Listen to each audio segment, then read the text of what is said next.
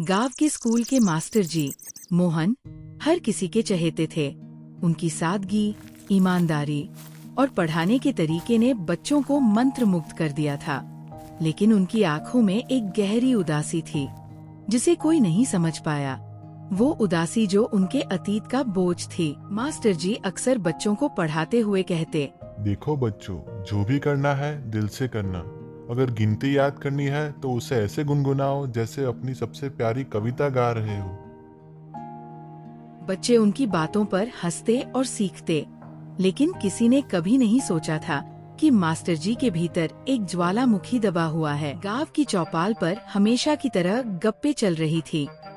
अचानक रामलाल ने एक ऐसा सवाल उठाया जिसने सबका ध्यान खींच लिया। अरे भाई, मास्टर जी के बारे में कभी सोचा है? उनके बारे में कोई जानता भी है? कहाँ से आए हैं, क्यों आए हैं? कुछ भी नहीं। क्यों रे? क्या मास्टर जी तुझे शादी में बुलाना भूल गए थे? नेक आदमी है, बच्चों को पढ़ा रहे हैं, तुझे क्या तकलीफ है? हाँ, नेक आदमी तो होंगे, लेकिन उनकी आंखों में कुछ अजीब सी बात तो है। कुछ तो गड़बड़ है शिवा, पता लगाना पड़ेगा। अगली सुबह स्कूल के नोटिस बोर्ड पर एक कागज चिपका मिला। उस पर बड़े अक्षरों में लिखा था, सच हमेशा छिपा नहीं रहता। मास्टर जी से पूछो उनका असली नाम क्या है। बच्चों ने इसे मजाक समझा और खुसर फुसर करने लगे। लेकिन मास्टर जी ने जब ये कागज देखा तो उनके चेहरे का रंग उड़ गया। वो बिना कुछ कहे क्लास छोड़कर चले गए। रीमा, स्कूल की सबसे जिज्ञासु और नटखट बच्ची, मास्टर जी की बदली हुई हरकतों पर तुरंत भांप गई। उसने अपने दोस्तों को इकट्ठा किया। ये मास्टर जी कुछ बड़ा राज छिपा रहे हैं। हमें उनके घर जाकर पता करना होगा। पागल हो गई है।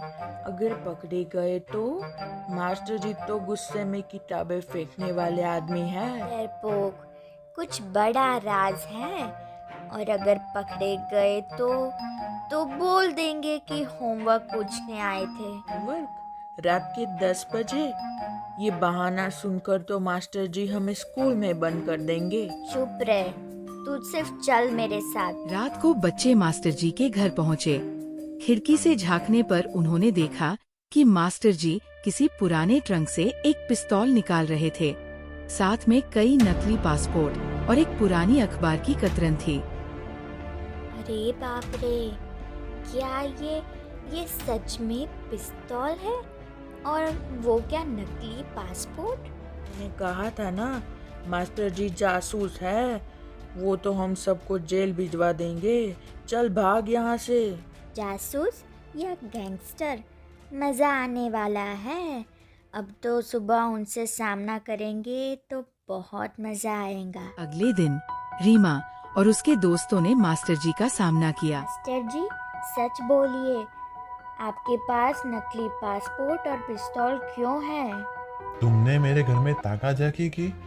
हम सच जानना चाहते हैं, आप छिपा क्या रहे हैं? मोहन ने गहरी सांस ली और कुर्सी पर बैठ गए। ठीक है, सच जानना चाहते हो तो सुनो। मेरा असली नाम मोहन नहीं बलराज है। मैं भारत के लिए काम करने वाला एक जासूस था। मैंने कई मिशन किए, पर एक मिशन में दुश्मनों ने मेरे परिवार को मार दिया। मुझे अपनी पहचान बदलनी पड़ी। इस गांव को मैंने सुकून पाने के लिए चुना, लेकिन शायद मेरा अतीत मुझे छोड़ने को तैयार नहीं। बच्चे हैरान रह गए। मास्टर जी के चेहरे पर उदासी का साया साफ झलक रहा था। गांव में सब कुछ शांत लग रहा था, लेकिन मोहन मास्टर जी का मन बेचैन था। उनके खुलासे के बाद भी कुछ बातें उन्हें खटक रही थी।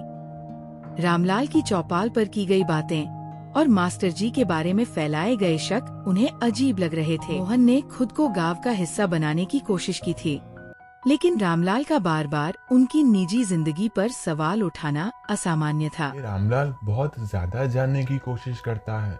किसी साधारण इंसान को इतनी दिलचस्पी क्यों होगी? उस रात मास्टर जी ने रामलाल पर नजर रखने का फैसला किया। उन्होंने पुरानी दूरबीन का सहारा लिया। रात के अंधेरे में उन्होंने देखा कि रामलाल गांव के बाहर किसी अनजान शख्स से मिल रहा था। रामलाल और अनजान आदमी के बीच बातचीत हो रही थी। मास्टर जी चुपचाप उनके करीब पहुँचे। मुझे यकीन है कि ये मोहन वही है जिसे हम ढूंढ रहे हैं, लेकिन उसे पकड़ने के लिए हमें पुख्ता सबूत तो चाहिए। हम जल्द ही हमला करेंगे, उसे खत्म करना ही हमारा मिशन है। ये सुनकर मोहन का शक यकीन में बदल गया। रामलाल दुश्मन देश का एजेंट था और मोहन को बेनकाब करने की साजिश कर रहा था। अगली सुबह मोहन ने गांव में किसी को कुछ नहीं बताया। उन्होंने खुद ही साजिश को नाकाम करने की योजना बनाई। सबसे पहले उन्होंने बच्चों से मदद ली। आज रात तुम सब चौपाल के पास रहोगे, कोई शोर नहीं मचाना, मैं तुम्हें एक खेल सिखाऊंगा। बच्चे उत्साहित हो गए, लेकिन मास्टर जी ने उन्हें एक खास खेल के बारे में बताया जिसमें उनका सिर्फ नजर रखना और चुप रहना जरूरी था। उस रात मास्टर जी ने बच्चों को चौपाल के पास तैनात किया। उन्होंने गांव के सरपंच शिवा को भी भरोसे में लिया और पुलिस को बुलाने का इंतजाम किया। रामलाल ने अनजान आदमी को एक खंडहर में बुलाया। आज रात ही उसे खत्म करना होगा, वो गांव छोड़कर नहीं भागेगा। मोहन ने ये सब सुन लिया। उन्होंने अपने पुराने जासूसी हुनर का इस्तेमाल किया और रामलाल की पूरी बातचीत रिकॉर्ड कर ली। जब रामलाल और उसके साथियों ने मोहन को पकड़ने की कोशिश की, तब मोहन ने अपने रिकॉर्डर को चालू कर दिया।